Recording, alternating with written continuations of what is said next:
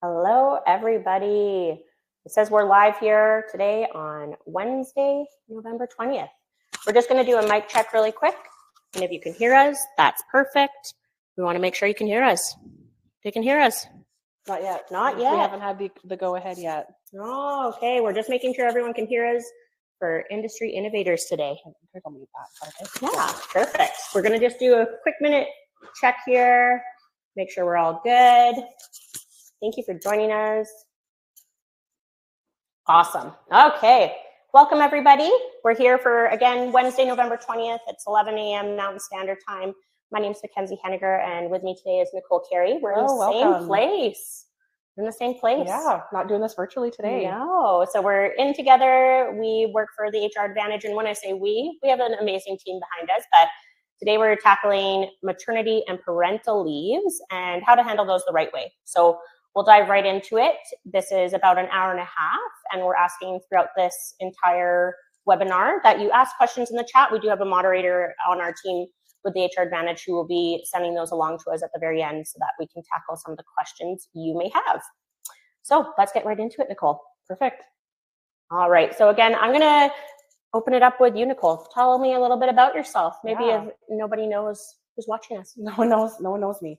So my name is Nicole Carey. I am a senior CPHR consultant at the HR Advantage. I've been here for over a year now, consulting for almost 3. I come from a background of professional services and hospitality in my employment life. And contracting, I've worked with every industry you can think of: manufacturing, nonprofits, finance, I don't even know, private enterprises. That's awesome. What else is there? Childcare. Yeah. Well, we've animal health, agriculture. We've dove into quite a few. Just about everything, which is awesome and fun. In my spare time, I have 2 young boys at home.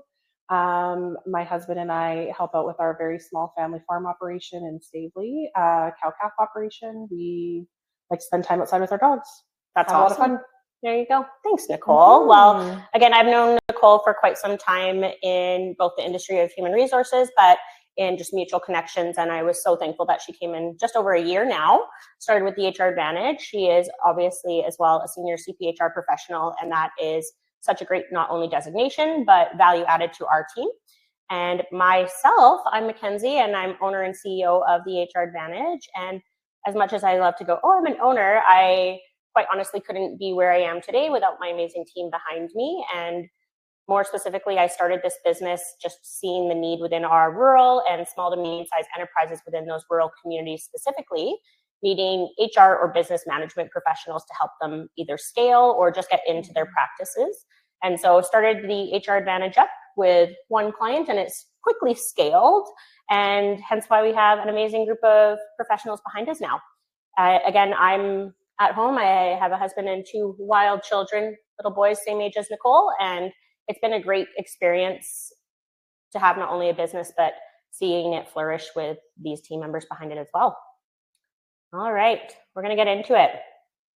At the end of this, we will offer our free maternity and parental leave planner.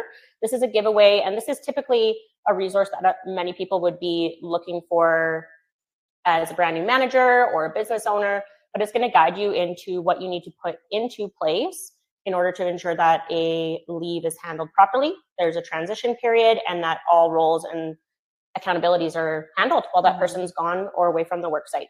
So we will be giving that to you today. We think this is a great tool that business owners should start to use. And next, I'm going to talk a little bit more about our company. We talked about all of the industries that you handle, but again, our company, HR Advantage, we have some amazing team members, some on mat leave and some returning in 2025, some about to experience their mat leave, which is super perfect timing. Perfect timing.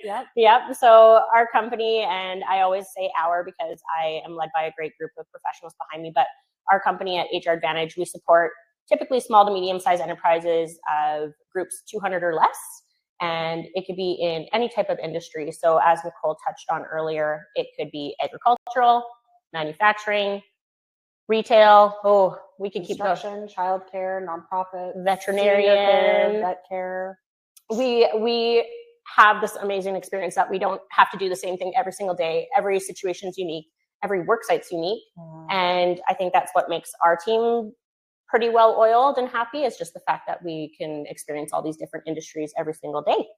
And so again, our team, so I have Nicole beside me, but we have other team members that have backgrounds in relations to payroll management, HR generalist work, talent acquisition sides, hospitality. There's so many amazing marketing, web development, and we've had summer students. Again, our team is amazing. And when you work with us at HR Advantage, you don't just get one of us. So you might have your one-on-one HR consultant with you, but in the back end, there's 10 people answering questions and getting things moving. And so we've seen a lot of, I say, scaling and succession for our clients just because we can move at a faster rate with a well-oiled team. Yeah, it's been amazing.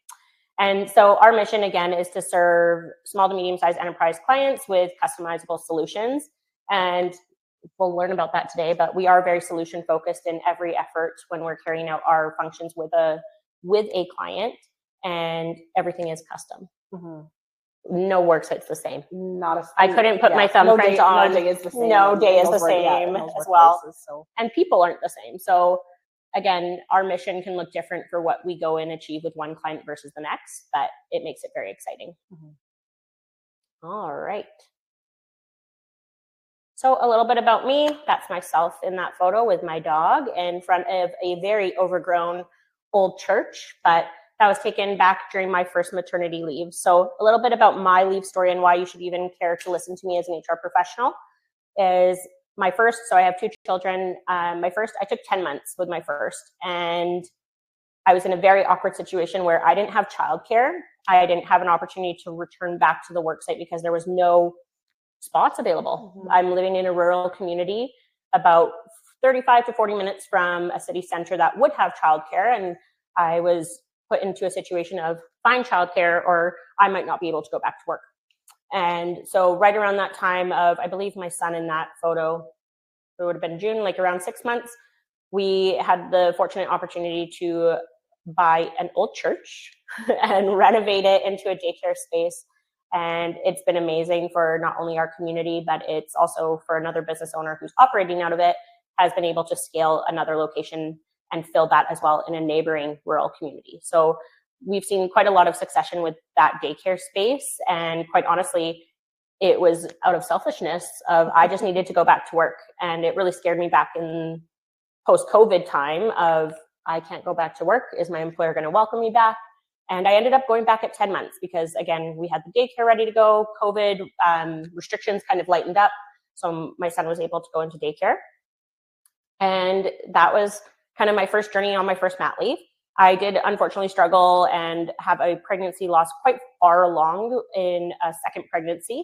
And so that was a situation for me where specifically I had informed the worksite, my colleagues, predominantly male, all male. And it was a very hard situation for me because I was starting to show all these great things and then I unfortunately lost. And it's a very common thing that happens for people, but in a work site, it can be a lot more difficult. And we'll talk about that a little later on and how you can handle or navigate those things. But it was difficult for me because it was an exciting point in my life, but then I experienced a loss. And unfortunately, the rest of the work site and my relationships within that work site also had to endure that experience. So we'll talk a little bit about how to handle that as a business professional, but as well as an HR professional and how you can tackle that in your work site. And then I was so lucky in the situation of having our second. And so I was pregnant and had our second, and he is wild and fun and crazy. But I had him on a Tuesday, and by Friday I was back on a work site. So I had my baby on a Tuesday and was back on a Friday. And that is a very unheard of situation. Actually, legislation requests that you have at least 6 weeks rest time. I did not listen to that. I was a business owner. I had just started the HR Advantage, and I didn't want to lose the opportunity of building not only my clientele success, but seeing the fruition of my work. And I was so fortunate that my husband took a leave for a year. So he stepped up to the predominantly women focus of having a parental or mat leave, and he took that on. So he's in blue collar trades kind of work environments. And for him, it was a whole different experience. But so dad was walking around town and I went back to work right away.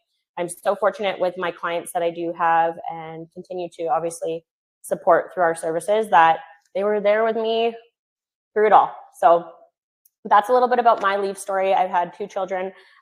We have completed our family. I'm very exhausted mom now with toddlers running around, but I experienced a lot of hardships personally and professionally. And as an HR professional, I also know those types of environments and what you're either leaving for a planned leave, a medical leave, or even returning to a work site, how that can really reflect on a workplace.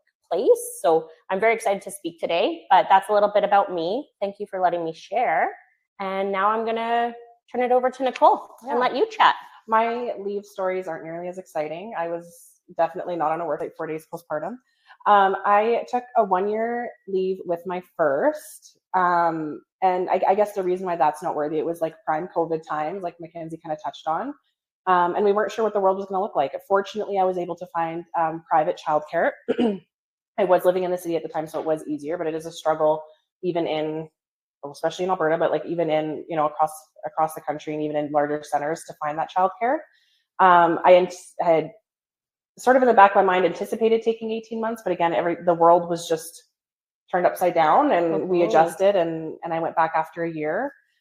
Second leave was while I was working as a contractor doing consulting. And so I took about 7 months and came back very part-time, working about 10 hours a week for about a month. And then I joined. That wasn't with the HR Advantage. That was not a different consulting role. A different consulting role. But I joined HR Advantage, I guess, probably about a month later. Yes.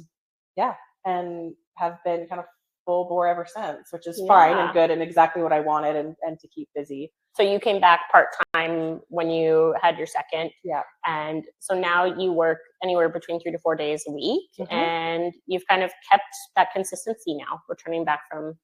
Yeah. It's nice to have the flexibility, I would say. And we're going to touch on this a little bit later, but my kids are sick constantly. Yeah. And so I've kind of just built that into my schedule where I know that 1 or 2 days a week, I'm not working with clients, although I'm typically available for the team.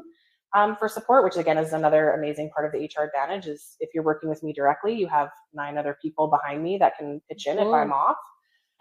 But yeah, I returned very part-time and then kind of worked myself up to sort of 3 or 4 days. So a little like not as exciting. I did not buy a church. I did not take a 4-day mat leave, but we were fortunate enough to find childcare. Yes. Again, we hear so many struggles right now, especially with employees reaching out, and we are business to business focused, but employees do reach out and say, help, I can't find childcare. How do I talk to my employer? How do I do these things? So we're in a very fortunate situation where we are contractors to businesses, but again, that is a very realistic thing that's happening right now in workplaces. And so it can be daunting for a woman or a man even taking a parental leave of, we don't have childcare now. We don't have the supports and resources in our communities or our neighbors. And so what do we do? Yeah. And do we put those hardships of not having a job so that we can stay at home? So I think we can both recognize as well, parenting is a full-time job. Being a stay-at-home parent, I personally couldn't be the stay-at-home 7 days a week all the time. It's a huge undertaking. It is a full-time job. Oh, for sure. And like the hardest clients I have in my whole life are my 2 boys. They're very demanding. There you go. I better have a snack pouch on me at all times to keep the smile. We should do that at work sites. We should bring snack pouches to work sites for managers who need some help.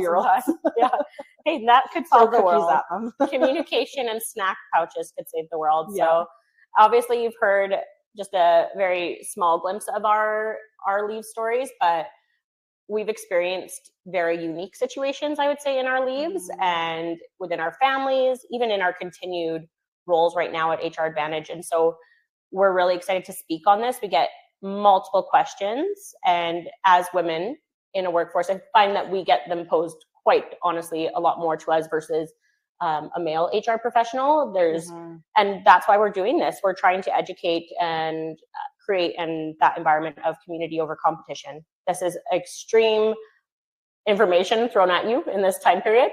But we're here to navigate that with you. So thank you again for joining us. And that is our stories. Just a reminder too, that we have a chat going and we have a team member moderating. So if you have any questions throughout, just throw them in the chat and our lovely team member will compile them for the end when we have a Q&A. Perfect. So we're going to go into misconceptions because I think that's where we get the most work. People just Honestly. don't know. They don't read They don't know. legislation. They don't know how to handle it. Oh, this one piece of legislation or what I read on the news. Yeah. That doesn't apply to every work site. So let's dive into our misconceptions. Maybe you could start, Nicole, on what is our first one that we typically hear. The first one is that managing leaves is very taxing for employers. And I think that's something we hear, it's probably one of the top ones, I would say. And what I always try to tell my clients if they're dealing with a maternity leave is typically, and this is not always the case, but typically maternity leaves, you have quite a long notice period. So legislatively, they're only required to give 6 weeks, 4 weeks, 6 weeks. 6 weeks. Return 4. Return 4. Get that in my head, Nicole. But we typically get anywhere from, I would say, like 6 to 4 months, like 4 to 6 months of notice, typically. And so you have time to plan. You don't have time to plan if Mackenzie's spleen were to burst tomorrow. And we had that happen. My team yelled at me when I was on my phone and I had my gallbladder. And that was hey, sorry, you're not allowed to leave the hospital. Yeah. So the same with maternity. You have time to plan. You have time to plan. Typically, it's okay. Typically have time to plan and have time to allocate your resources and to develop those tools while that employee is still at the work site. So I would say taxing for employers is usually because they don't have the resources, don't know how to plan. Or they just don't even have the capacity themselves to handle that leave, manage it. This person is a well-oiled machine. They know their job Monday to Friday or whatever set schedule, and now I have to hit pause and focus on a macro level of how to support them and my business too. Yeah. And I think the best thing you can do is if you do have that amazing employee and they tell you that they're going on a maternity or parental leave, I think you're doing your business a disservice if you don't manage it properly, because you have to set yourself up and do what you can so that employee wants to return.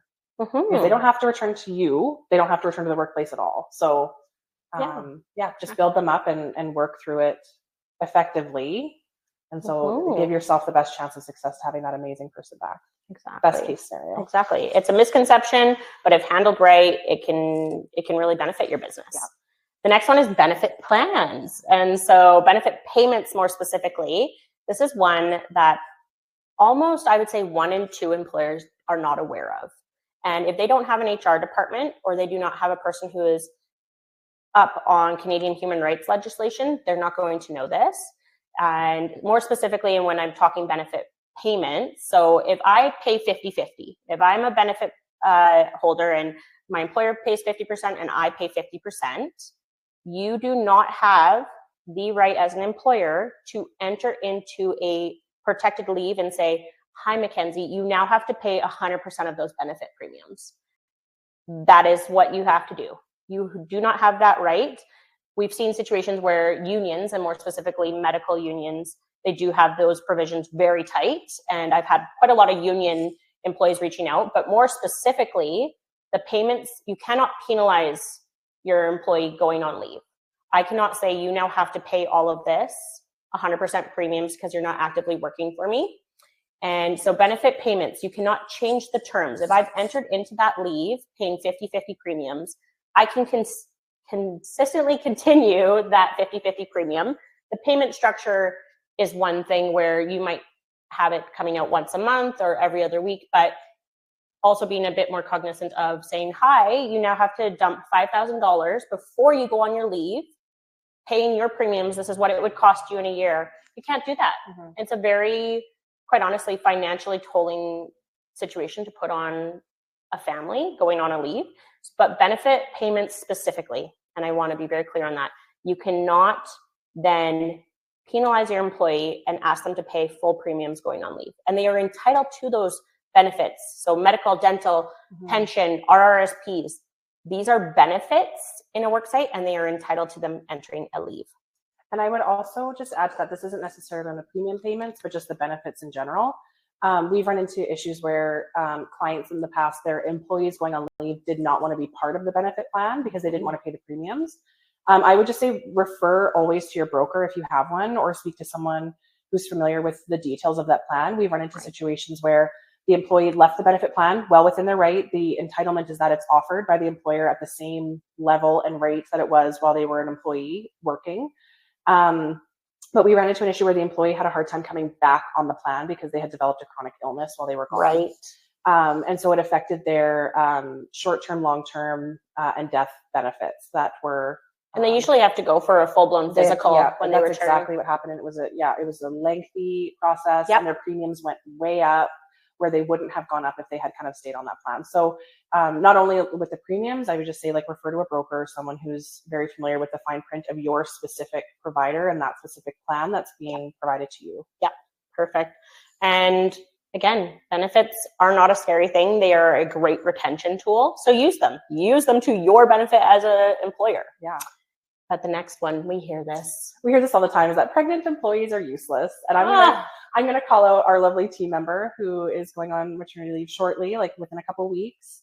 And she is not useless. She is very far from it. And she has done an amazing job working with the team to make sure that her role we're taking care of it sort of internally. We did not hire an external, there's no external hire specifically for her role. She's essentially wrapped up the main part of her role at this time, and she's doing project work up until the end of it. So she's helping us, helping our clients, helping the business sort of run more effectively while still being an active contributor of our team. She's still doing incredible work. But we phased her away from the work that if tomorrow that leave were to be initiated, that person is not useless, is not these things to us and our business. We've set ourselves up with better planning that you could go tomorrow. Baby can come tomorrow. We're on baby's timeline now, not employee's timeline. So. But we have planned and again, I speak very fluently in we and us and our, but we as a team, regardless if it's a mat leave, a parental leave, a medical leave, there should be always in your business a setup that anyone can pick up the pieces. You can pass it on to another knowledge holder of that area. And so again, pregnant employees aren't useless, and there's situations where guess what? They are going to have more appointments. That's a normal thing. They are not useless. But we have to be clear, we have not she is going to her appointments, but it's not. And I mean, no offense to this because I know she's listening, but we have not noticed that she's gone. Because her work still continues. The quality standard is still there. She's meeting deadlines. She's exceeding deadlines. She's doing everything. What would we say to our clients who we've entered into contractual relationships, obviously, with our clients who have said, "Oh, pregnant employees, they're just like a burden," we're going to be very frank with the things that we've heard in the past because we walk in with a solution mindset of what we can change for our clients and how we can support them. But more specifically, how would you frame one of our clients who would say that of, oh, they're pregnant? I would put it back on them and say, did you write them off too early? Because of course that employees kind of gonna align with the leadership and what they're receiving. So have you still made sure that they're being an active contributor in your workplace? Yeah. There's so many other ways that you can talk to them. Yeah. Maybe they're not feeling well. Maybe they have health issues. Maybe, there's so many unique situations. Maybe there were performance issues before and you have this bias of now they're leaving and they're going on a mat leave. And do we have to address those things? But I would put it back on the employer to say, how are you treating them and how are you interacting with them to make sure that they know that they're valued? Exactly. Yeah. I love it. And then the next one is men shouldn't take leave. Yeah. So my husband is a prime example of that, of, a man shouldn't take a leave or a parental leave in that situation, but more specifically, a person comes in and we're in a predominantly heavy trades focused region of Alberta where that person maybe wants to take a week to a month, whatever it may be. They can share that leave. They can take and go and enroll and get their parental leave. And so that is unfortunately a big misconception of, well, I don't have to give it to them because their spouse who had the baby is off as well. They can share that leave. They can share the benefits that would come in when you apply through Service Canada, and they can take that entitlement. And a good example would be my husband as one, took a full year. He was getting the payments. I was not. I never even enrolled. And I was applicable for them. I had paid into, and we pay into employment insurance, which is a component of maternity and parental leaves. And so men can take leave.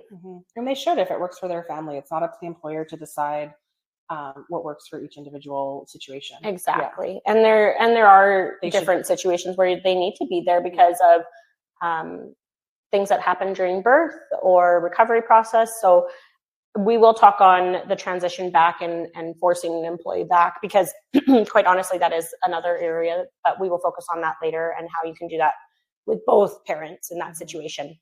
Next would be notice periods. Yeah, I think some employers think that they should be notified at the moment of conception. And I mean that truly. It's no, there's legislated notice periods. If you're not in Alberta, I encourage you to look at your provincial legislation. It's very clearly defined, but it's not up to the employer to decide, other than within the legislative requirements where possible. It's not up to the employer to decide when that employee gives notice. And we talk about it a little bit later, but it's also not up to the employer to assume anything. Just because someone looks or is acting pregnant or is exhibiting behaviors where you might, associate that with a pregnant person or someone who's expecting a child, does not mean that you can, I don't want to say like encourage those conversations, but yes, it's up to the employee to come to you, either on their timeline, if it's kind of over and above the legislative requirements, or within those legislative requirements of your jurisdiction. And a really good way of, when I talk to business owners about this situation, and we usually get the tongue-in-cheek of, oh, I think they're pregnant, or this, don't assume, as Nicole spoke on. And my rule of thumb as an HR professional is, would you talk to that person about their body on any other time in their life? No, I don't go to work to talk about my body, nor should you. Yeah. And so don't assume what you don't know. Yeah. Next would be vacation entitlements. This is a big one where I think, again, many people enter back into a workplace, and more specifically, they go for 12 months. They come back and they don't realize that they are entitled to vacation time. You do accrue and have your seniority of vacation time when you enter back into a workforce, but you don't accrue vacation pay during that time. So you're not going to get 2 weeks or 3 weeks based on your provincial legislation. You are entitled to your time and as well your seniority within the company. So if I'm hitting 3 years, I go away for a year and I come back, I'm technically 4 years of seniority within the company. And so that is another area of vacation entitlements that we run into quite a bit with employers when we start working with them. And more specifically, when a person enters a leave, you can have that discussion about paying out that vacation entitlement pay, or keeping it and utilizing it when they return. But make sure you get that contractually written down, agreed upon. And again, that is amounts owing to an employee when they tender their employment with a work site. So if they don't utilize that entering a leave, you don't get to claw that back and say, well, I keep it. Even if they end and tendered their employment at the end of 12 to 18 months, you still have to pay out what would be entitled to them. Still will be entitlement. Exactly. And the seniority piece is something we see a lot. It's that employee is your employee even if they're on leave. So they get whatever seniority they were entitled to. If had they been showing up to the work site every single day while they're on that job protected leave. That's a huge one we see a lot. Absolutely. Yeah. And then I think this is a good one because you talked about it a little bit when we were brainstorming a few weeks back, but the misconception that job roles need to drastically change and everything like this when they enter, or they're going to change when they go on leave. I'd like to know what I said. I have a terrible memory. But basically that job roles, maybe this is the misconception that you can leave and as an employer, you could change that job entirely. And then when they come back to the work site, they have to accept that job because it changed drastically. Well, rule number one, you can't drastically change a job or a job description, or you're basically landing yourself into a very to a same or similar job upon their return, or at least at the same status and pay. Exactly. And I think the other piece is, like, before they go on leave, a pregnant person can do almost any job that a non-pregnant person can do, and it's not up to the employer to determine those limitations. It's up to a medical professional if there are any. And you're entitled to ask those questions, and you're entitled properly. And to accommodate in any way that's appropriate. But it's not up to the employer to say, well, oh, you're pregnant now, so you have to sit at a desk, or you're pregnant now, so you can't sit at a desk, or whatever the case is. Correct. It's up to that medical professional. And Correct. Same with, like Mackenzie said, upon return, if you have a manager who goes on mat leave, you can't bring them back at like an entry-level office position or put them on the manufacturing floor, that kind of thing. When in doubt, refer to your legislation. It's all laid out. And if not, talk to your HR professionals, talk to your HR network, because every situation is so unique. And we obviously have this misconception surrounding leave slide. I'm sure we could think of 20 more things that are very unique in the misconceptions in province of Alberta versus BC for our clients. Everything's different. And so again, knowing your legislation, but also being confident in your conversations going into that with those employees is also very, very important. Well, that was one of few misconceptions, but then we'll get into a few more of the questions that we get posed on us towards the end. So our don'ts. We are telling you, do not do this as an HR professional. Please do not do this. And I'm glad we're starting with assume, and more specifically, we're heading into holiday season where there's Christmas parties, there's drinking, there's all these things that, unfortunately, if you're having an early on pregnancy, it's not the funnest during the more common culturally partying time of the year for at least our corporate clients. And so my number one rule, as I've spoke on earlier, is don't assume what you do not know. And it can be, you can be applying this to any type of workplace situation, let alone a relationship in your personal life. Don't assume until you know. And I've gone into lengthy conversations where that third party in my conversation with me is assuming and just really tackling all these ideas, but we're just kind of going over it, but we don't know. So don't assume, don't think, oh, because that person didn't have a drink at this workplace party or they're acting different at the work site, oh, they must be pregnant. Don't talk about it. You're not entitled to that information. And where other employers go, well, this is going to be a hardship to my business and my operations, I need to know if they're pregnant. I'm telling you right now, there's situations that do happen where it can be really difficult if you do know, and then they experience example of a loss, right? So don't assume what we don't know. That's my number one. Don't. And don't talk to them. Don't go up to them and go, you're glowing, and trying to aid into those conversations. You've had a lot of appointments lately. Yes. I noticed you didn't have a drink at the party. Don't do it. Just don't do it. It can put you in some hot water. And it just makes it really awkward because you are then creating that culture. You're creating that culture that it's almost a shameful practice to get pregnant and it should be a very joyful experience for many people. And it's not always, but again, don't assume what you don't know. What's the next one that you really like to chat on as well? Just don't go against legislation. I think that's pretty easy. It's easy to do, but it's not always easy to know all the legislation. And so again, that's where your trusted HR professional, whoever that might be, would come into play. And it's all very clearly laid out online too to look at. So just ensuring that you're following those requirements before they're on leave, while they're on leave, and then kind of as they're returning. And when we say legislation, there's a few different things that come into play. Employment standards is a good place to start. Within your province, whatever jurisdiction you're in. Human rights in your province or the Canadian Human Rights Commission is also a good place to start, because although there are things that aren't legislated in employment standards, there are things that are legislated in the Human Rights Act. And there's some really great FYI fact checking sheets that a lot of these legislative bodies have on their websites. So you don't need to know the whole code. No. It would be very beneficial, but it changes. And even for us as professionals, we have to be in the know of those legislative changes within each province. But those fact sheets, you have one from 2018, it has changed. Print it off. It's on those websites. Go on your ESA website and look for the employer guides. They have to do this. They are on there. Print them off and put them on every supervisor and manager's desk to read for light reading in January. Honestly, when things are slow. That's typically the time. The other don't in the world of HR for us at HR Advantage, but just as professionals as well, is do not add hardships. Don't make it more difficult for that person, and more specifically, entering back into the work site. We'll get on to that later. But I'm not going to create additional hardships of, I now need you to travel and I need you to do all these things when you know for sure every third Wednesday you have an appointment.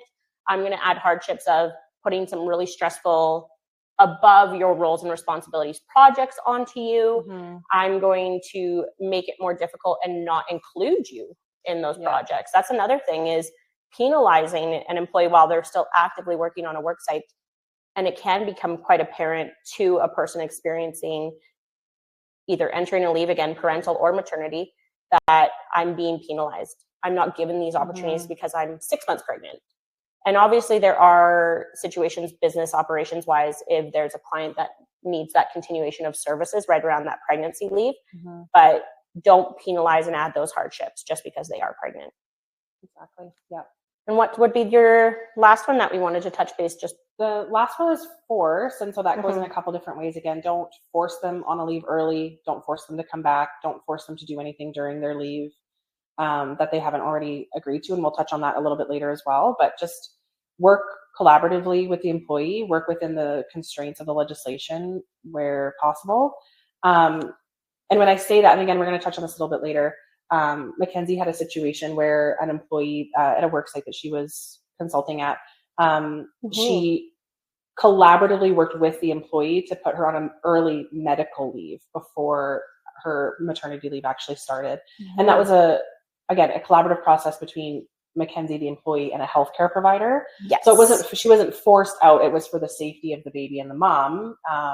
And noticing visibly that that employee was struggling at work, and it gave me legislatively compliant conversations with that employee where their work was being an issue. They weren't able to comfortably sit and carry out their work. They weren't able to do things. And it gave me enough to talk to that employee to make sure that I was giving them the resources and support of how to talk to a medical practitioner about this, and that how we as an employer could still support them, and that they were still entitled to medical benefits if they had to go on that leave early. I did not force them. I did not tell them. They could have come back actually and said, no, I don't want to go on leave early. I'm fine. And that individual ended up delivering quite early that day, actually. So I touch on that specific topic because I took it upon myself as a professional, having discussions with that specific manager and supervisor, that this individual was really struggling at work, and where it was harder for, more specifically, the male manager.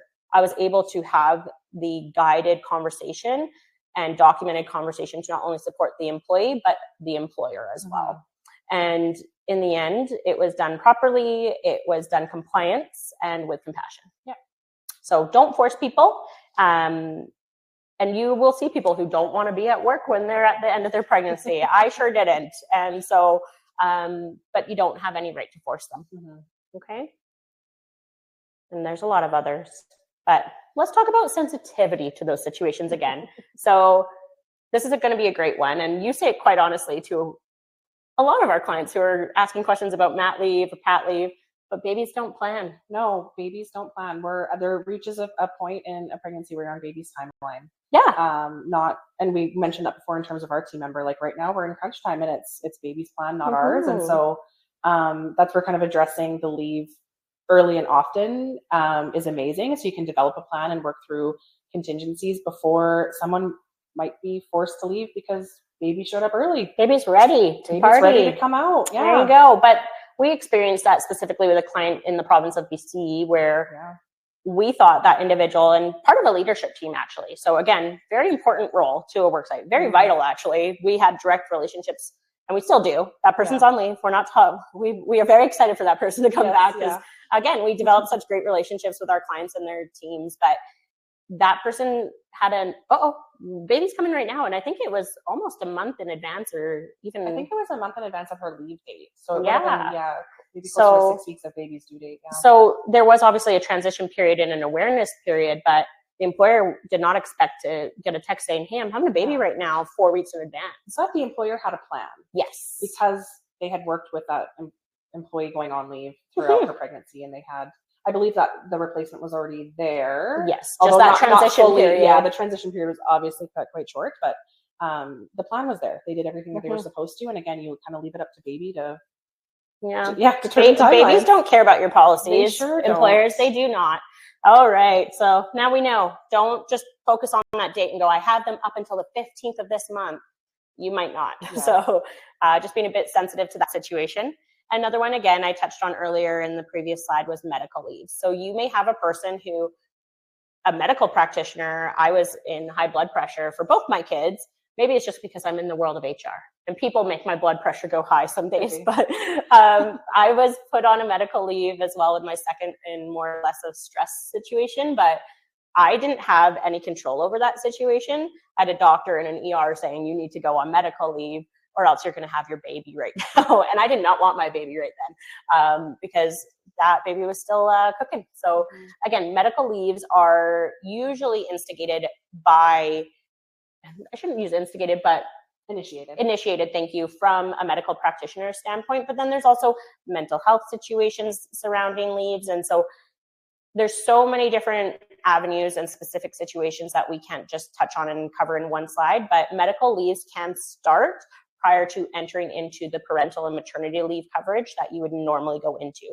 a medical EI. So that's a sensitive situation that just know that, again, things can change. The next one would be pregnancy loss or child loss. So yeah, so I want to touch on the early pregnancy loss first, is that if you have an employee who's experiencing a miscarriage, which is defined as like before the 20-week mark, they wouldn't necessarily be entitled to maternity leave, job protected, but the medical leave again could be kind of depending on what the situation is with that employee's healthcare professional. So if someone approaches you in that situation, I would just say like defer to medical practitioner and work with the employee on when they can return once they've healed physically and mentally as well. And then as far as like a later term pregnancy loss, they are still entitled to the maternity leave benefits if it's within 16 weeks of the due date in Alberta. If you're in a different jurisdiction, again, check on that. So they are still entitled to that 16-week leave. And so that needs to be respected as well. And then always kind of lead with compassion. And they could also be entitled to bereavement leave as well. And so those leaves could work kind of in conjunction with each other as well. Same with the child loss again. Depending on when the child is lost, they could be still entitled to that maternity leave, not necessarily the parental. Bereavement leave would still apply. And then always check with your benefit provider as well, because they can provide additional supports, not only for financially, short-term disability, but they could also provide, if you have like an EPAP or anything, they could also provide some additional resources for counseling. And again, when we're talking about the sensitivity to a situation, I know I have an HR professional on, and I've seen that person's name pop up. So they've experienced this. As I shared earlier, I experienced a pregnancy loss over 20 weeks, and again, visibly pregnant. I ended up taking 1 week. That was my personal preference. That was with my medical practitioner. And when I returned to the work site, I had advised the workplace that I didn't want to talk about it. That's how I jump into things as a professional. I like to jump back in, get to work, as well as an employer, just having some sensitivity to that situation. If that person is requesting to not talk about it, you don't have to become their counselor. You are their employer. And so keep up with that, being cognizant of the fact that you are their employer. You're not their counselor. You're not their family member. A lot of our clients are family, but in that situation, I think treat it professionally, emotionally aware that every situation is unique. So sensitivity is big. And then another one is returning to work sooner. Hey, I want to take 12 months. Just kidding, Nicole. I'm coming back at 6 months. Like I've seen it happen. And some employers go, oh, but you told me 12.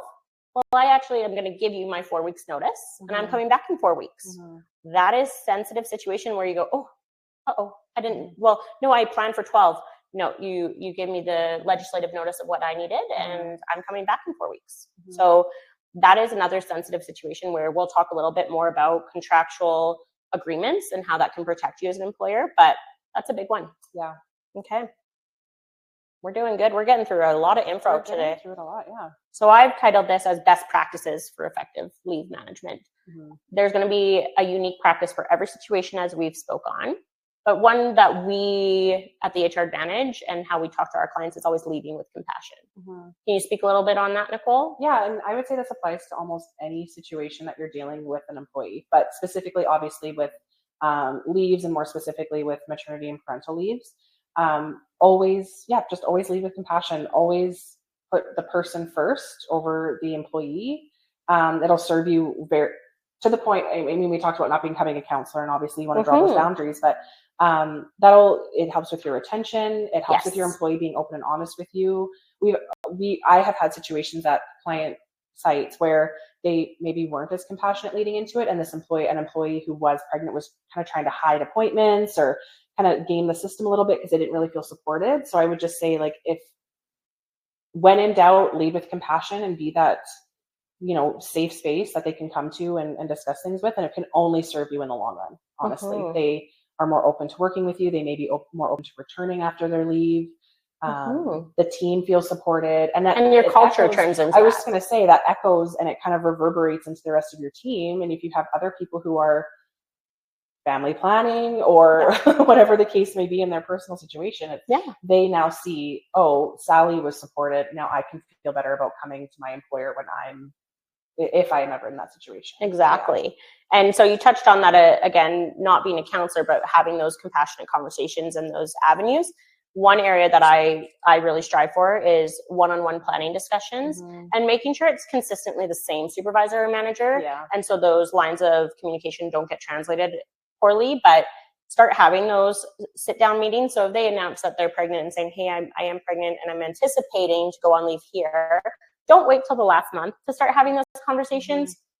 Start actually planning those out. Yeah. And so Nicole and I specifically, as an example, we were notified by an employee in our team that they were going to take their maternity leave. And we went, when do we start planning? When do we start carrying these out? And this is why today you're going to leave with a maternity leave planner guide, but more specifically the conversation. Continue it, because by that last month, you're going to probably have an hour-long conversation of where are you at, anything that we need to transition, passwords, things like that. So it's all given to you in this planner guide that we're giving you today.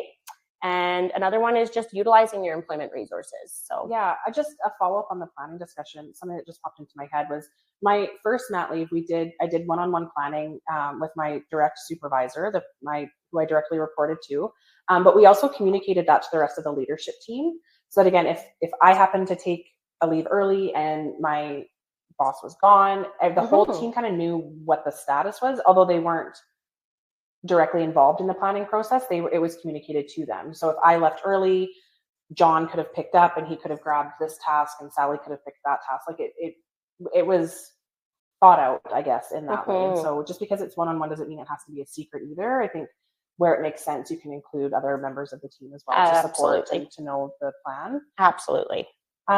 Utilizing employment resources, I think that's like fairly straightforward. So using things like this planner, using things, the one-on-one meetings, using any tool you have to encourage a positive transition during that time.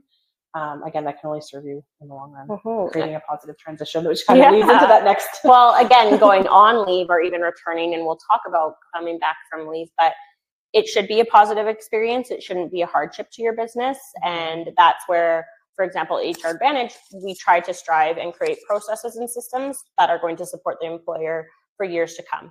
I always tell my team, as an HR consultant, we're here for a short time, not a long time, because our gradual growth for a company would mean that they would hopefully have that scaling where they could have their own internal HR department.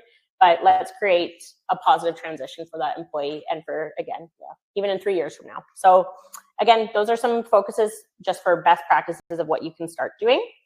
But in our next slide, we're going to talk about that MAT and parental leave planner, because we just, again, touched on, we have a team member going on maternity leave, but how could they start utilizing this type of planner? I would say shortly after that employee gives their notice that they're going on a maternity or parental leave. How would you tell them though? What would you do with that document? I, in the past, have sent them that document ahead of time and just literally told them it's a long document. I can't remember how many pages it is, probably 8 or 9. It's long. It's part of it is a guide for supervisor leader types. And then part of it's more of a fillable form. But I would send it to the employee and let them know, like, these are the things we're going to address while you're on mat leave. It's overwhelming. Read through it. We'll touch base on it together. And it's meant to be a collaborative tool to work on together. I would say earlier the better, because again, babies don't wait. They don't care. Yeah. And you might not even be aware that they've taken on something as a business owner. When things are flowing in processes and people take accountability, you might not know that Sally, and you utilize Sally as our name today, but Sally might have a responsibility that we're not even aware of going into that leave. And so let's get all that information in one place. And again, I touched on it with my leadership team in a past employment that I had being involved in my leave. You never know, like I could leave really early and my boss is, he's golfing in California for 3 weeks and he's living the luxurious life. They work very hard, but you never know who's gone. And so to have it kind of documented on paper, I think is a good thing. But I think to avoid a bit of the overwhelm in that initial meeting, I have found great success in sending it out before and just letting them know it is overwhelming. It is a lot to plan. You have an entire career here that we have to condense into a document. And we love you. It's okay. Without saying okay. we love you. We're doing this to serve yes. the work site, essentially. Exactly. And so read through it. Don't do anything yet. We'll work on it collaboratively. We'll work on it together. But just so they have an idea of kind of the questions that you might ask or the information that they would be expected to document. Mm-hmm. And one thing I would say is adjacent to this maternity and parental leave planners, we have also found great success in documenting processes separately. Mm-hmm. And so, for example, this team member that we have that's going on maternity leave, she does a lot of talent acquisition. And it's one of those things where we told her the standard of work we want, and she just made it happen. And we don't always know her process or timelines or passwords, things like that, right? Yeah. And so we asked her to develop a process. We tested it with a new employee who's taking over a bit of those responsibilities. And seeing it work. And seeing it work and seeing it happen. And it would have been good to have this team member not been going on mat leave anyway, but that was sort of the trigger we needed to make it work. But sort of adjacent to that, documenting the processes is important too, especially if that person is alone in their role. Yes. And so again, letting the employees see that document, it's not something to burden them by, but saying, start thinking about it. It's a great tool when you have that extra blocked out, even half an hour time, to start documenting and writing down those things. And then on the other side, and a really great strategy that one of our team members, when we put it out that we wanted to talk about this topic, was sending a standard email to that person who's saying, hey, I want to go on mat or pat leave, of this is how you apply into getting your benefits. These are your entitlements during your leave. This is who you can email any questions during your leave. If you have standard practices when a person's entering into a maternity or parental leave, document that on an email. Yeah. Put it out there. It should be available information to that employee. Something as simple as letting them know who is on their payroll team. They may not know, because absolutely. And we're going to get into contact during that leave, but I think a non-negotiable for a lot of employees is to know when something, T4s are coming out and your address was rejected by Canada Post or whatever. Your personal email bounce back. Obviously, we want payroll people to be able to get in contact, and so even just letting them know, this is who you contact when you want to return. This is who may contact you while you're gone. Payroll, purposes only.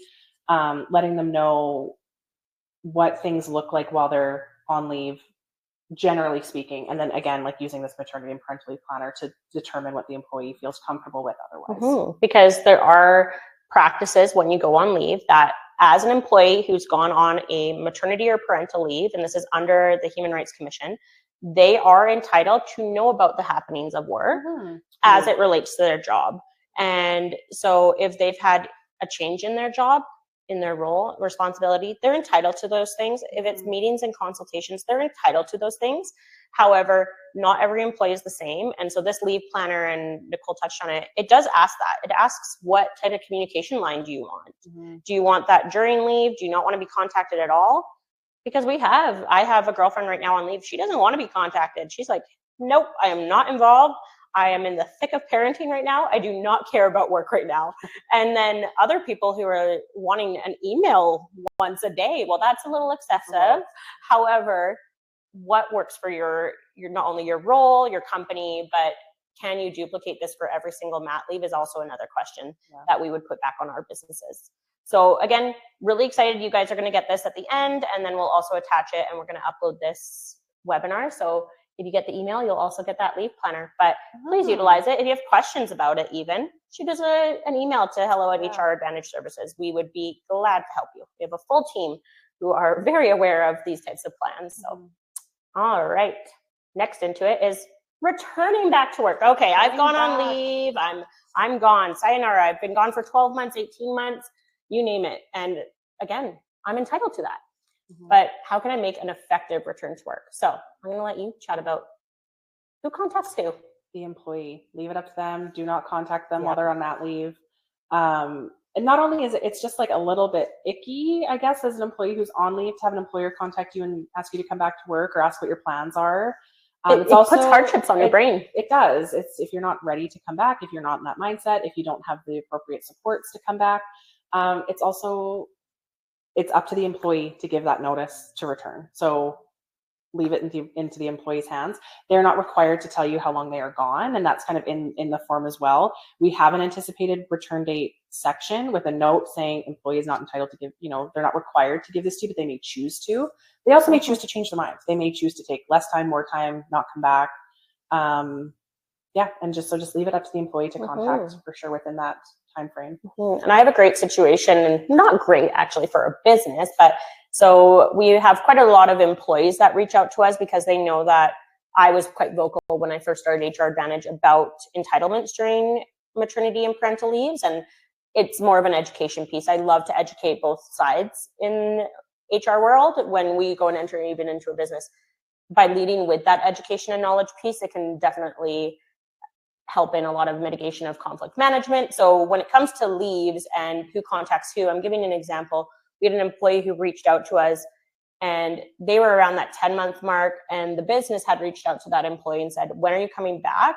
And unfortunately for this business, and they documented everything and put that piece right up on a platter for a wrongful dismissal case. And with very bare minimum help of us, most specifically writing a letter detailing how they were being forced back to work before their anticipated leave, which they did not even have a notification of 4 weeks time yet. And this is in the province of Alberta. That employee walked away with a hefty severance package. And I don't mean to do this as a threat to a business, but it's more of a, don't do it wrong. And if that person's vital, don't word it as you're forced to come back or else we're not holding your job for you. And that's unfortunately what this business did. And that is exactly what's going to unfortunately cause some bigger hardships to your business, is when you're doing things against compliance. And so there is this leave planner as an example of who can contact who, but foster that relationship of trust. Don't be the ones who force people back and do the wrong things. But at the same time, we walk into work sites, and we've heard this from brand new clients, and we're here to educate. And so who contacts who, Nicole? Employee contacts you. And then next one is legislative timeline. So when do I have to tell you that I want to come back to work in the province of Alberta? In Alberta, it's 4 weeks. 4 weeks. So if I'm due to come back in December, and we're now November 20th, and I want to come back December 1st, I should have had that in writing. And the employer then, if I go, hey, Nicole, I want to come back December 1st, as an employer and within your contractual relationship with your, per se, temporary worker, you do have that right to delay it by that 4 week period under legislative requirements, and for the business as well.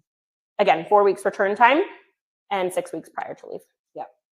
Okay. Returning to work though, re-entering the workforce. We'll talk a little bit about it in the next few slides, but re-entering the workforce, what's an effective way to do that? Just do it right and kind of treat them as if they're newly onboarding versus they've been there the whole time and this is just a regular work day for them. I had a client, for example, who the employee was responsible for traveling like 1 to 2 days a month. And when they returned from their mat leave, they had 1 day in office, and then they were required to travel over an hour away for the next 2 weeks.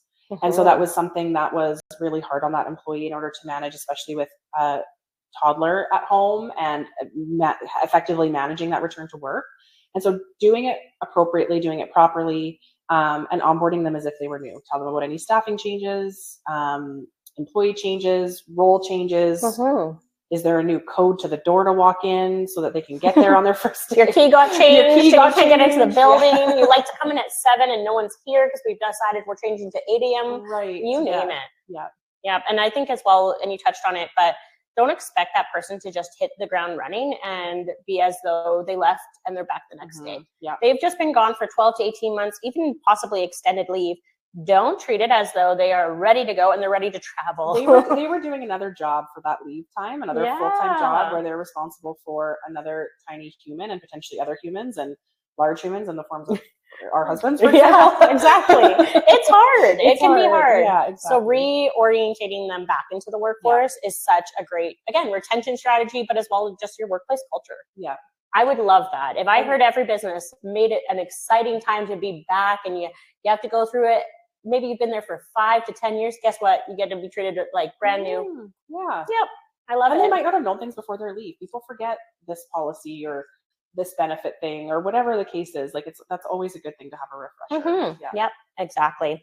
And the next one is, and I say childcare and sick leave policies. So within the province of Alberta, more specifically, we have family and responsibility leave, which entitles you to 5 days of protected job leave in the fact of caring for somebody, a dependent, things like that. And so if your sick leave policy, and this is outside of what we're even talking about today, is not making sense or people are abusing your sick leave policy, it's probably because that policy doesn't make sense to your business anymore. Yeah.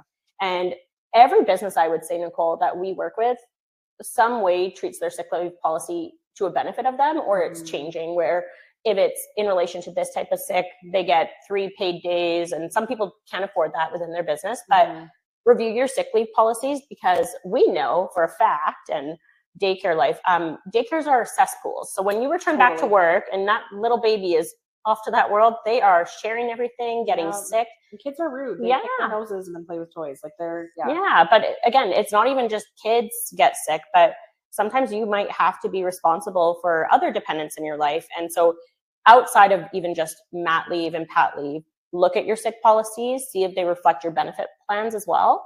That's a big one. If you have a short-term or long-term disability plan, make sure those align with your sick leave policies. Because so many times I've heard, even in the last few years, of where the sick leave didn't match, or the employee who was on leave, say in a short-term disability benefit plan, didn't know that after a certain amount of time, they're not even applicable for long-term disability, and now they don't have any benefits. And so just making sure those policies match. And we like to investigate those things when we start to work with a client. We look at everything. Yeah, and ensure your leaders are aware of the provisions of your, like any policy generally, but like the sick leave policy as well.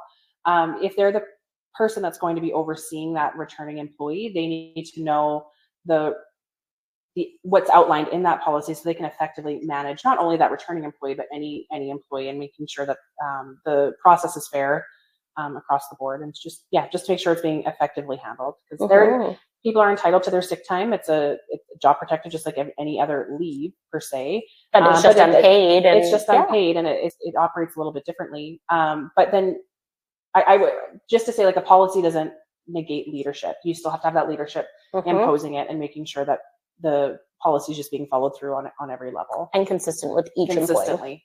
Employee. No, so an effective return to work, that's a big one. And again, so we also want to look at the side of, we typically hire a temporary leave position. So if a person's going on even a medical leave, say we're going for 10 months, I'm having surgery, I can't do anything. So any type of leave, you really want defined contracts. So if I'm hiring a person coming in for a planned mat or parental leave, I don't want to just go off of, oh, I posted it on this social platform that you put your resume, it's 12 months, but in those terms of what I posted on a social site, it said that it could be 6 months to 18 months. That is not a defined contract just because I put my resume in. We've learned very fast, and we went through a situation with a client who reached out to us for our help, and text messages aren't binding, things like that, and tones. So pen to paper and a signature is actually one of the best things. And if you're inundated by documentation, we get it. We get it. But a simple contract could be 1 to 2 pages front to back. But maybe you could define what are temporary terms, termination clauses, what should an employer or business be looking at when they're writing out a temporary position. So I'm offering this person to come in to fill that role for that person entering a leave. What should that contract look like? I would just say avoid fixed term contracts and really beef up your termination clauses. Again, you don't know when that employee is going to return. And if you have a defined term contract of 12 months, that employee returns after 10, there's a liability on the employer side at that time. Whereas if you have a strong termination clause, that person could just be terminated like any other position, whether it was full-time permanent or temporary, they could just be terminated based on that termination clause. And then, like Mackenzie said, making sure that everything is signed, T's crossed, I's dotted, both signatures. Yes. We honestly see this a lot, where an employer will send a contract out, say like electronically, Adobe Sign, or through email. They get the signed copy back from the employee, and then they don't sign it themselves. We see that a lot. Or it's not dated. We see that a long way. Dates go a long way. And so what happens if I don't put those clauses in there of at any point in time, I might need to sever this contractual relationship as a temporary employee fulfilling this role. What if I don't put that in? What could happen? So that falls back to legislation and common law, which protects the employee more so than the employer in some of those cases. And so the employer might be required to pay lots of money in order to satisfy that common law reasonable notice for termination. And it also, again, you look at other common law practices, when you're defining that agreement, and if they're bound by it and they think they're fulfilling that role for 12 to 18 months, and say after 3 months, you go, nope, we're terminating you, you have no termination clauses, they're also going to look at, quite typically ESA groups and other legislative bodies like human rights are going to look at other common law practices. So how old is this person having to look for a job? Is there other applicable leadership roles? Maybe this is a specific niche role that they relocated to help temporarily. Do they have medical problems? They look at race. They look at everything in regards to common law practice, not just defined basic legislation. And that's where when a client works with us, they go, oh, we had this situation happen, we had to pay out this. But when we look from a macro level, it could have been much worse if not settled privately or handled, as Nicole and I have spoken on, with strong clauses. Strong clauses. Yeah. And those don't have to go directly through legal. Many people go, I got my contract done by a lawyer. An HR professional, in a guided HR, seasoned HR professional should know these things. We've had clients reach out to us where they just want strong contracts. And we're like, yeah, if that's all you want and that's all the project is, we can do that. For sure. Sometimes it's, hey, my employees have no contracts whatsoever. I have 50 employees. No one's ever signed a contract. Well, we can come in and help you, and it would be a working state contract. It wouldn't be a brand new effective today. You do have to obviously put in those seniority clauses and things like that as well. But the bigger one as well, defining those contract periods, is a fair transition period, because if there is a notice within that termination clause, allowing a bit more of the, hey, we'll keep you on an extra week beyond that point to help with the alleviation of what were you working on, transitioning that person back. Yeah. And again, it's a retention strategy. It's a great culture piece for those temporary positions. And that doesn't just have to be focused on mat or pat leave. Maybe you do just have a temp role for 3 months. Really define your clauses, people. Yeah. Please, please, please. It could cost you a lot more than you think. So contracts are big. And let's just go into welcoming an employee back. So when I come back to the worksite, I've just gone on a mat or pat leave, whatever the case is, treat me brand new. And this is important for a health and safety piece as well that I really want to touch on. If they have been gone from our worksite for a year, and typically within the province of Alberta, for example, you need to review your health and safety policies once a year with your employees, and more specifically your hazard assessments if you're in that type of environment. But guess what? If you have a certain designated worksite, they need to have hazard assessments. Your brand new in hire, and brand new hire is a person coming back from mat or pat leave, needs to be signing off on those again. Something they signed off 2 years ago does not matter in the world of OH&S or any other legislative bodies within other provinces. Treat them as brand new, get brand new signatures. That is our advice for any new HR entering the workforce. Brand new signatures are key. Yes. And dates. Yeah. So treat it as it's a brand new employee, print out all those hundreds of documents that you just hate doing, and make it worth your while, because when push comes to shove and legislation's knocking on your door, they're going to say, can I see an updated signature and date, please? So treat it as a brand new hire, but then use it to your advantage. We're going to just use HR advantage language, but talk about all the things. So all the things, people, new team members that join the team, maybe people who've departed, maybe people who were on leave. One thing I used to do at a past work site is I would search in my inbox anything I sent to all employees. And that would be like notice of, again, like, we changed the locks. This person joined our team. This person has left. We amalgamated with another company. I don't know, like a million. We changed our payroll process. Yes. We have a new login, a new timeline. There's new reports, like literally anything. So I would just search in my email and figure out all the memos that we had sent out. To make sure that employee was well versed on the current state of the work site when they return. Such a good process, right? Yeah. And like I said, processes and training. So not just health and safety focused, but any type of training. Any sort of training. If you have compliance training, if there's anything, even if it's something that's not offered. I mean, for example, we use Google Workspace. If I were to take 12 to 18 months off of work, I would probably want to reintegrate myself with whatever database the employer is using. And so taking some additional training on that and just building that into that time frame in their return, and making sure that they have the the time and space and the capacity to be able to do that appropriately. Yeah. And we have an employee who will be coming back in June of next year.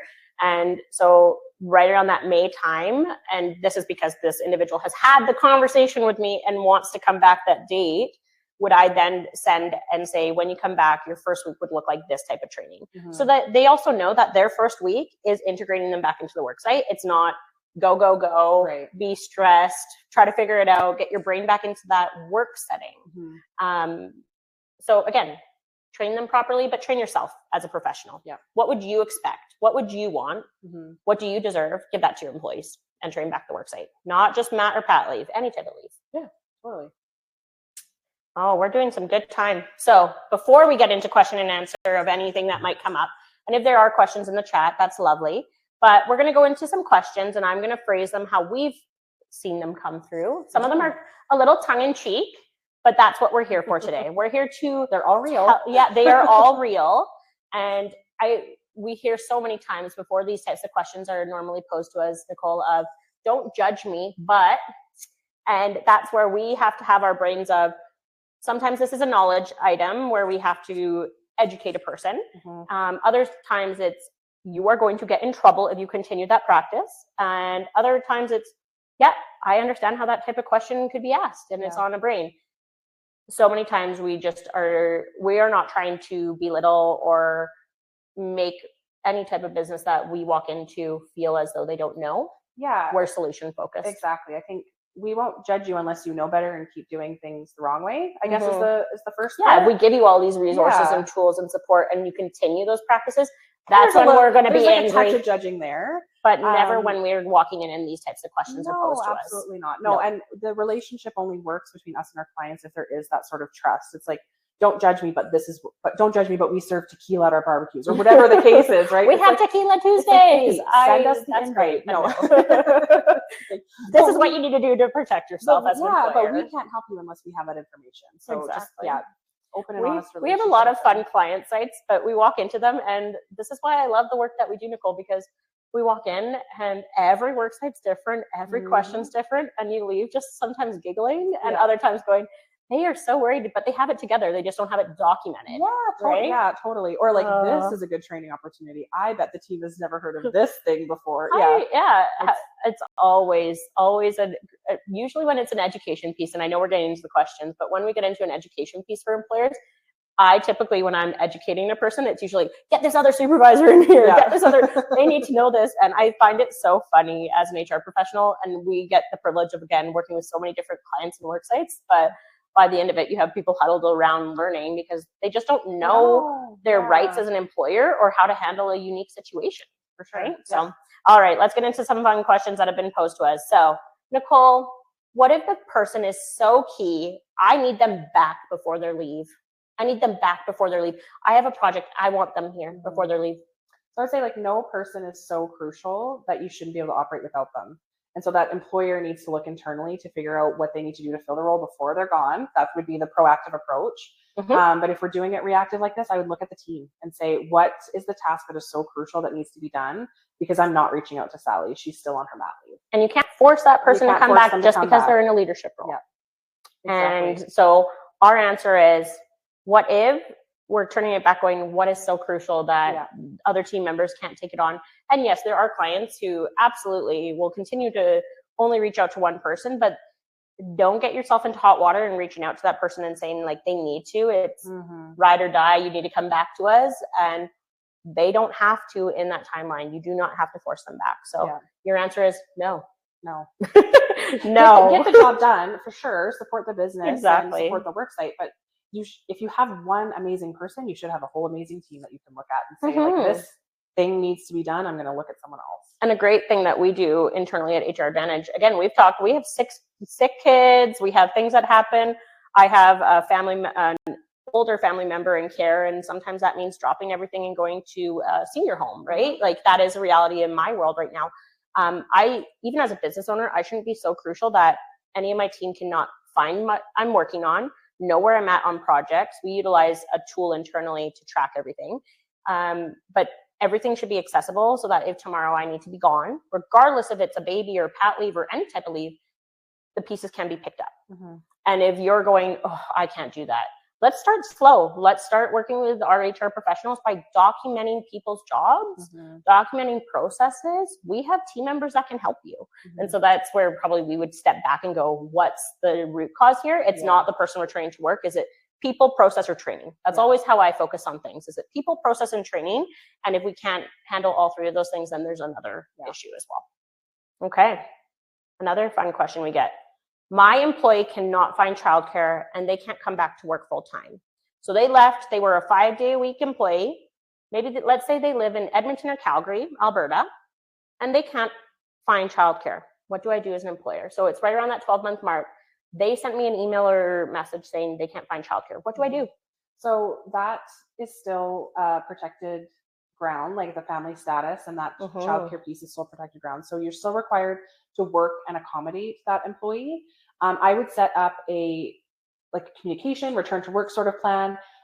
Maybe let them know some options if you know of any. I've even had employers reach out to like other parents in the work site to say, like, do you have any leads on childcare?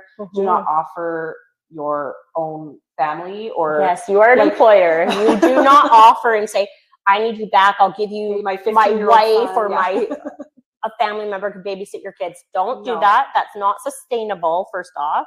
And second, the employee also contractually has to work in that relationship and try to find something to the point of undue hardship. Yeah. And just set up a plan that, we'll touch base in 2 weeks to see if you find childcare. But be reasonable given the fact that we are dealing with a childcare shortage. I was on the list for over a year in Lethbridge. I was on the list for 18 months in rural Alberta. So just be cognizant of those very real wait times as well, is that it does take time. And you have to accommodate to the point of undue hardship. So you have to document, always what you're willing to offer, follow up when you say you're going to follow up, and set up a bit of a plan, communication plan that way with the employee. So we didn't have a client, but we had an employee reach out to us. Again, given our capacities, we can help and answer a few questions here and there. But more specifically, they couldn't find childcare in their city that they were living in. And their employer said, you need childcare by this date of when I thought you were returning to work. And if you don't, you can't work here anymore. That person walked away with, again, another hefty severance package because that was a forced termination. They did not give justifiable time, and justifiable time as well is not the same across the board. No, it could be 1 month, it could be 3 months, it could be 6 months, depending. Again, we are in what is defined specifically in Alberta and multiple provinces of a childcare shortage and a medical shortage. So again, it is a protected human right under family status. Childcare. Document, have a chat. Don't do it every day. Don't be that person and business owner that I'm going to check in every day at 3 p.m. and text you end of week. Childcare places, they don't get back to you when you even put in an application form these days. Yeah. So just be aware. Yep. Be aware. Our next one. Can I fire somebody, Nicole? They're on mat leave. Can I fire them? You can, but not for taking the leave. Yes. If the organization is downsizing, if they change ownership, you can terminate, things like that. But you cannot fire. I cannot fire Sally because Sally is on mat leave, and that cannot be part of the determination. So if I'm downsizing, I don't have some funds as a business owner, can I target a person who's on mat leave? Absolutely not. Don't. And guess what? If you do, we've seen quite common practice, and you see it go into the courts of a person will have a substantial claim if they're pregnant. And why did this person over this person get to keep their job then if you are classifying this as downsizing? So just make sure that if you are firing a person who's on a protected leave, so this is not just mat or pat leave, that's a well justifiable business operation decision of why. And if any discussions are had around the person's pregnancy or parental leave, don't do that. Yeah. And I would say that termination is also not going to be easy either, right? It's gonna come with some, again, common law reasonable notice to kind of protect that employer from any like payouts, though. Payouts, yeah, severance payouts, severance and termination retaliation from the employee, right? So it's going to be a bit of a hefty decision to make for sure. And we've had clients reach out to us going, I cannot effectively run this department anymore, but this person is on leave. Can you help me? And again, we lead with compassion of how is this going to not only protect our client, but how it is going to be served to the other side, which is the employee having that delivered information. I have quite a few network individuals within the communities where they were let go during a leave, and that was due to the workplace. It doesn't mean you're entitled to keep your job. It just can't be a termination based on the protected leave. Yeah, exactly. Here's another one. I hear this. Times. I found that unicorn. So that person went on their leave, regardless of it's a person taking pat leave, guardianship leave, you name it. I love that person I found, Nicole. Mm-hmm. They're better than that person who left. And I want to keep them. What should I do? Can I keep them and fire that other person? I mean, you can. Yeah, you definitely can. Yeah. So I again, like leading with compassion and working kind of collaboratively with the employee. Is there another position that the employee on leave can return to, again, of the same status, pay, that kind of thing? Does that employee maybe not even want to return? Like maybe you don't have that conversation about terminating until they give their notice, right? Maybe they don't want to return. Yeah, we've seen situations like that too, where like the universe and the planets align and everything works perfectly well. So, and I guess we've also seen situations where an employer they love this temporary employee. They're like, I'm going to keep this person on. So that's great. You can keep them on both financially on payroll. Everything's moving and grooving. That's awesome. Now we've also run into situations where the employer then welcomes back the person that was on leave and drastically changes their job in order for them to feel displaced or just not enjoy the work they're carrying out. That is a constructive dismissal. So you can't fundamentally change the terms of the contract. That comes down to salary, perks and benefits, maybe vacation entitlements if they were offered over and above employment standards and you're reducing it, and can even include job title and responsibilities. So just be very aware of those sort of like fundamental changes. There is restructuring, and I would say that people's roles can change on mat leave. But then the other piece is if your employee who's on that protected leave is having changes to their job role or the structure or even accountabilities within your company, they are entitled to know that's happening while they're on active leave. They do not wait. That would be an email, a documented email that this role is changing. These are the things and provisions within your job description that are changing when you return to the work site. Mm-hmm. That is the proper way that shows not only compliance, but communication to the employee. Yeah, totally. Mm-hmm. Yeah. Now, if you're changing it so drastically, though, to the point that it's a completely different job, and a great example is an employee was a supervisor when they left, and when they came back, they go, you're going to now be the front receptionist. Mm-hmm. That is a drastic change of roles and responsibilities, and that is a constructive dismissal. Mm-hmm. So tread lightly. If you love that employee, if you financially can take both, that's amazing. Yeah. On the other side, I would first off, again, protect yourself as the employer, look at yourself and what that individual is going to do and when they're returning to the work site. Because if that person's a unicorn and is so great technically, and based on the temporary clauses of what you were offering, they would have to be offered a different role. Mm-hmm. And that other individual is welcome to the role that they left, they can return to. Mm-hmm. So the answer is, we get that all the time. Yeah. All right. Oh, this is a good one. Mm-hmm. It's also Christmas time, so a great example. But should I invite employees to company events? And is this allowed? Because you're not meant to reach out to employees. So should I even be inviting them? It's up to them, and fill out our form. Fill out the maternity and parental leave planner, and you'll know. Mm-hmm. There's a section in there identifying where the employee is to identify what level of communication they would like. For example, when I was on my first mat leave, I said, I want every company newsletter that you send out. I love seeing people's pets and their kids and trips that they're taking and whatever else was included in those newsletters. But don't call me if there's like a staff meeting or whatever that I want to disengage from work, but still stay socially connected. Mm-hmm. So I would say leave it up to the employee always. Some people, again, do not want any sort of communication. Some want to blend. Some want only the social. That piece. And I would also take that a step further to say, don't judge an employee's preferences. Just because an employee wants to disengage while they're on maternity leave doesn't mean they're any more or less likely to return to the workplace. In fact, they might return to the workplace a little bit more re-energized if they don't have to, if they don't feel like they're being drawn into the work site while they're on leave. So that was a really great segue. I did just share our planner guide into the group, and we will after as well for all registrations, but go on the conversation and the documented plan that you create with your team member. That is the right answer. And Another example, I have a team or a similar person within my network who does not want to go to the Christmas parties, does not want to do those things. And that's totally fine. That's fine. Yeah, they should not be treated any differently when they return or while they're off. It's not an indicator of their desire to return. Some people want a Some people want full to engage execution of let me have my time off. Yeah, and like I said, they might come back a bit more re-energized. Absolutely. If they feel like they're not being, drawn back into the workplace or work site. No, thank you, Nicole. I'm glad we asked that. And so we do have one question in our chat that I'm going to go to. Slack too, so I have my.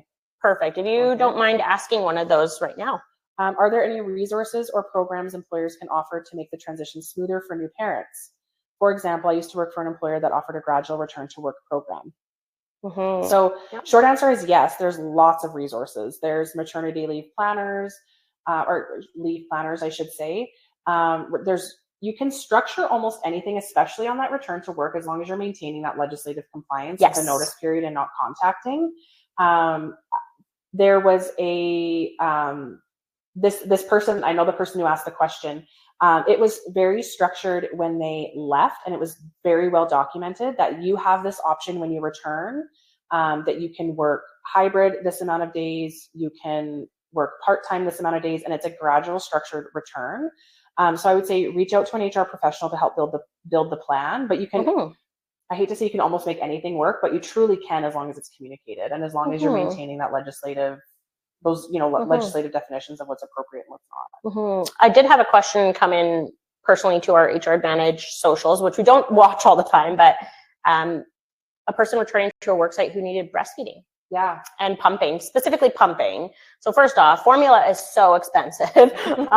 So kudos to parents. There's a shortage. Yes, I will not forget COVID days and trying to get people to go to Costco and get me my formula that my child only liked. But so as an employer, if a person's returning to the worksite, this is again a protected human right. You do have to provide a suitable means of accommodation to provide that pumping or breastfeeding area. And it can go up to as far as an accommodation of that baby is coming to the worksite to be breastfed. Time and space. Time and space. Time and space is not a broom closet. Time and space is not a toilet. Yes, time and space is not a toilet. Just because there's a sink in that room is not a sanitary, conducive environment to that. You are putting yourself at risk as an employer. If it is a manager's office, first off, cameras on laptops, things like that need to be turned away. Protect yourself. And then on the other side is it has to have a lock. Make it a locking private environment. And you do have to give extended breaks beyond that time. You can't go and you don't use your only half an hour break in the day. Anybody who has experienced it from the side that they've had to utilize those services when entering the worksite again of I need a private space, a 15-minute is not, again, conducive that you can get that done in a calm setting. And then providing obviously a storage area that they would need to put that in if needed. But we've seen some employers who've gone as far as having their child at the worksite to breastfeed. And that is just what needs to happen. But a toilet is not. A toilet is not. That is a protected human right. So that is just a question that actually got posed to me. And the person said they loved their job, but that wasn't a thing that was a deal breaker for them. They said, I can't afford to put my child on something else. And it was very stressing to the point they didn't return to the worksite. And it's just a great knowledge piece for people that you do have to provide that, and it has to be private. You have to accommodate. And communicating to the team where appropriate. Obviously just saying, this is Sally's room, whatever that is. And this is her time, and leave her alone. I've seen a person take genuinely a utility closet and section it off appropriately so they're not next to a boiler or something. And put a chair in there and a lamp and a table. And it was within a reason of a washable unit for their hands. And that was great. That person had privacy. So that was a question that got posed to me. That is it for right around our time. We're at time. We have a lot of questions that do come to us quite honestly all the time. I just want to thank everybody for joining us on behalf of the HR Advantage, myself and Nicole.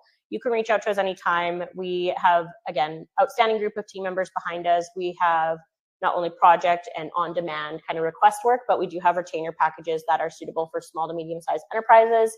So what works for you and your budget, we can accommodate and do some very meaningful work at your work site and for your team and help you scale in the right way. Yeah. You can reach out to us directly. Mm-hmm. Yeah, our hello email, which is on the screen right now, our website, or you can just connect with myself or Nicole on LinkedIn. We love connecting. Yeah. And if you're ever in the neck of the woods of Fort Macleod, Alberta, or anywhere, and you see one of our team members, stop and have a conversation and ask us, because we're an open book and we're here to help you and educate you.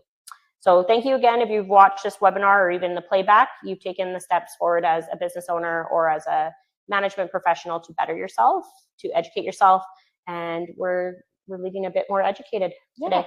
Okay. Yeah. Thank you so much. Thank you, everybody. Again, from the HR Advantage, thank you for taking the time. Have a great rest of your week. Bye, everyone. Bye.